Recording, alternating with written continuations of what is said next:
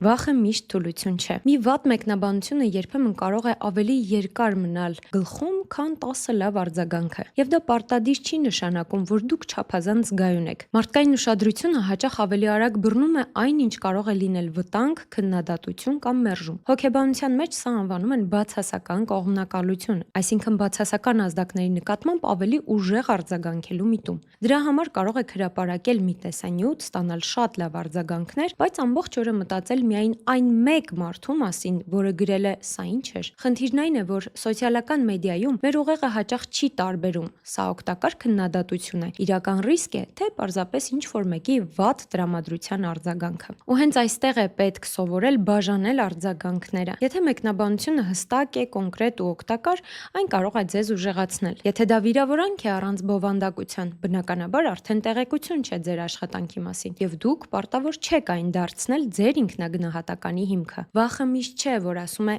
մի արա, հաճախ ասում է՝ սա քեզ համար կարևոր է։ Բայց երբ դուք արդեն բացասական ազդանշանն ընդունում եք որպես դատավճիռ, վախն արդեն դադարում է պաշտպանել եւ սկսում է ղեկավարել ձեզ։ Մինչեւ մերժման, ձախողման ու տեսախցիկի վախին անցնելն ուզում եմ մի փոքր կանգ առնել մի հարցի վրա. որքան տարօրինակ կարող է լինել մարդու վախը։ Մենք սովորենք մտածել, որ մարդիկ վախենում են մթությունից, բարձրությունից, սարդերից կամ մահից։ Բայց իրականում մարդու ուղեղի վտանգի քարտեզը երբեմն շատ ավելի անհավանական է։ Դե ինչ, թվարկեմ 10 անհավանական, բայց իրական վախեր։